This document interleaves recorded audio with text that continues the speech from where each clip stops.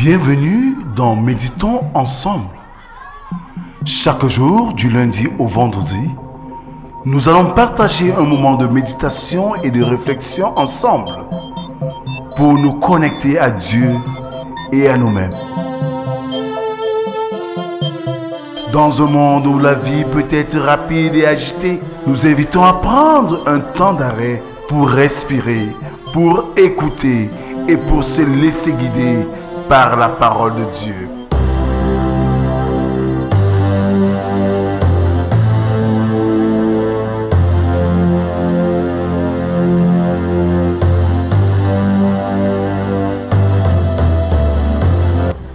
Rejoignez-nous chaque jour pour une méditation guidée, basée sur les Écritures et destinée à vous aider à trouver la paix, la joie et la sérénité dans votre vie quotidienne. Alors, prenez une profonde inspiration, fermez les yeux et célébrons notre Dieu.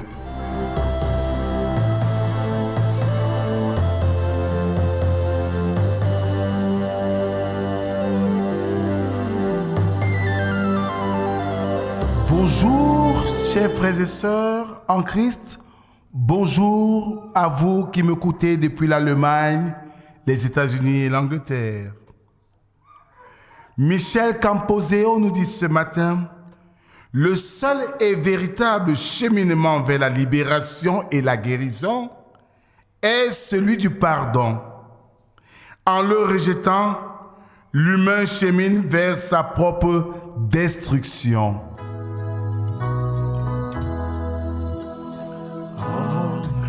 Seul est mon espérance, sa justice est mon assurance.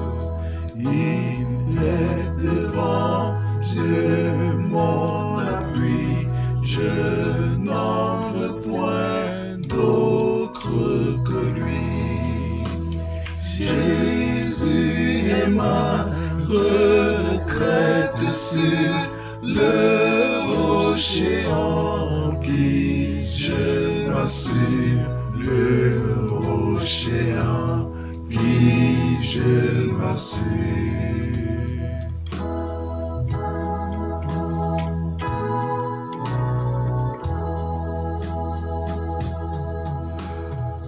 Alors, frères et sœurs, continuons à adorer notre Dieu avec le psaume du jour, le numéro 114, dont nous ferons la lecture de tout le chapitre.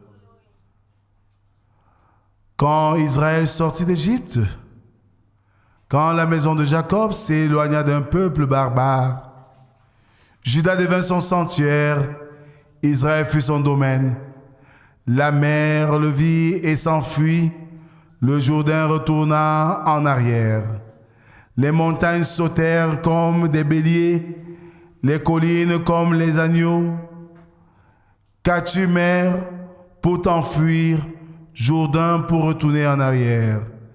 Qu'avez-vous, montagne, pour sauter comme des béliers, et vous, collines, comme des agneaux? Tremble devant le Seigneur, ô terre, devant le Dieu de Jacob, qui change le rocher en étang, le roc en source d'eau. Amen. Je nous invite à la prière. Éternel notre Dieu, tu nous invites à regarder vers toi. En ce moment, Seigneur, où le peuple de Dieu tout entier marche sur les traces de la souffrance de ton Fils Jésus, nous te supplions, Père, que chaque moment à ta présence soit une source de bénédiction dans nos têtes, dans nos vies, pour notre libération totale. Viens, Seigneur, par ta parole. Parle, Seigneur. Nous t'écoutons. Amen. Ce matin, nous méditons dans l'évangile de Jésus-Christ selon Luc, chapitre 21, versets 20 à 28. Là, il est écrit: Lorsque vous verrez Jérusalem investie par des armées, sachez alors que sa désolation est proche. Alors que ceux qui seront en Judée fuient dans les montagnes, que ceux qui seront au milieu de Jérusalem en sortent, et que ceux qui seront dans les champs n'entrent pas dans la ville.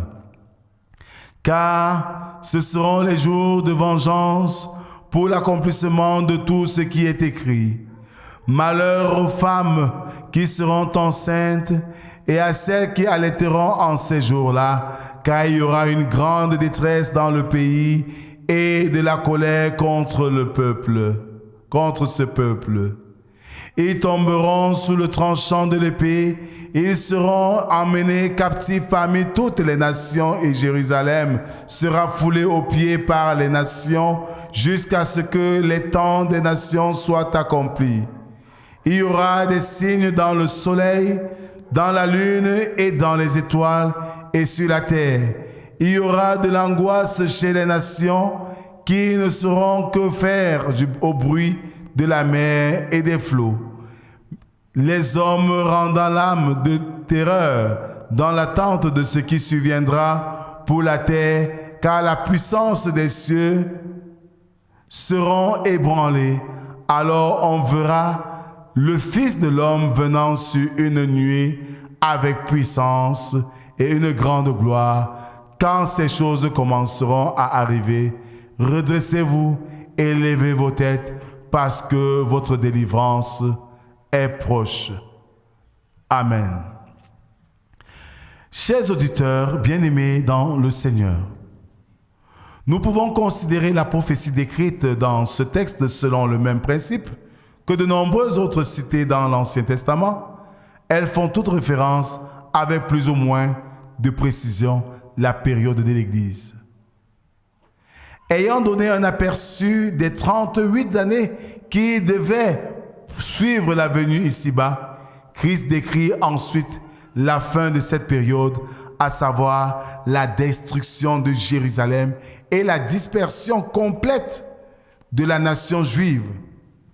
C'est aussi une prophétie sur ce qui doit arriver plus tard, lors de sa seconde venue, que nous appelons la parousie. La dispersion des Juifs dans le monde entier confirme la véracité des prédictions bibliques, tout en rappelant que le ciel et la terre passeront sans que la parole de Jésus disparaisse. Ceci nous rappelle aussi qu'il faut prier pour ces temps si particuliers où ni la Jérusalem terrestre, ni la spirituelle ne seront plus foulées aux pieds par les nations, et qu'en ces temps, aussi bien les Juifs que les païens se tourneront vers le Seigneur. Lorsque Christ est venu sur terre, avant la dispersion des Juifs, c'était en vue de racheter les chrétiens persécutés et opprimés. Ensuite, les églises connaîtront le repos spirituel. Lors de sa future venue, en vue de juger le monde, Christ épargnera à tous les siens 7 ans de troubles. Les jugements divins s'abattent si rapidement sur les Juifs que leur ville, Jérusalem, est mise en exergue pour bien nous montrer que leurs péchés de ses habitants ne resteront pas impunis, je voulais dire. Les fléaux annoncés par le Seigneur et ses menaces à l'encontre des pécheurs impénitents sont des avertissements bien réels concernant Jérusalem. Sa parole s'est toujours réalisée à cause de son courroux. Frères et sœurs, le Seigneur reviendra dans sa gloire pour chercher ses élus.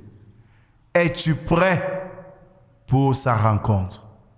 Si tu ne l'es pas, le moment t'est donné de vivre la véritable repentance pour être prêt à la rencontre de notre Seigneur. Amen.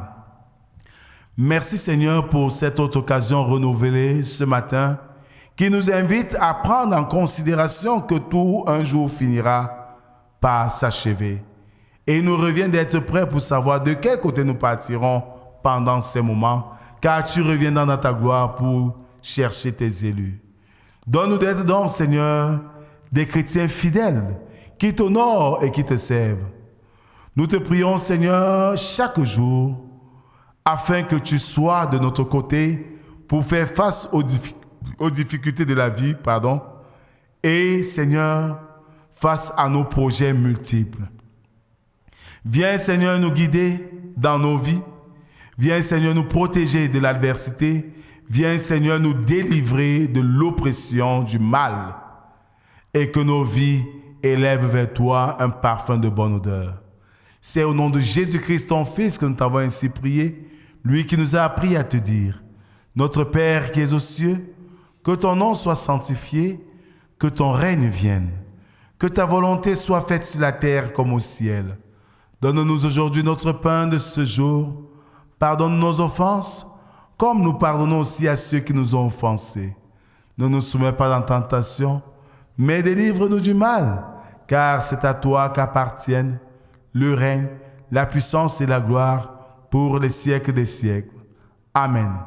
Frères et sœurs en Christ, le Seigneur nous invite à prendre conscience que toute vie a une fin.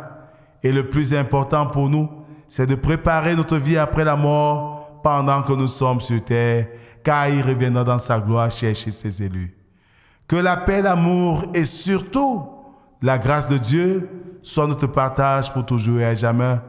Au nom du Père, du Fils et du Saint-Esprit, un seul Dieu éternellement béni. Shalom, shalom, shalom. Qui je m'assure.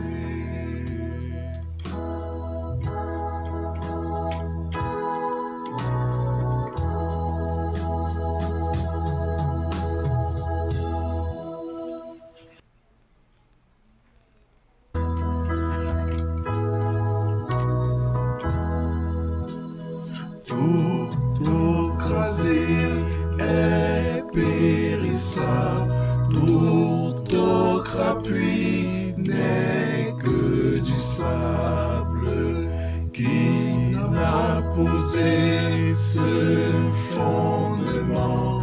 Travaille et souffle pleinement. Jésus est ma retraite sur le rocher en qui je m'assure, le rocher en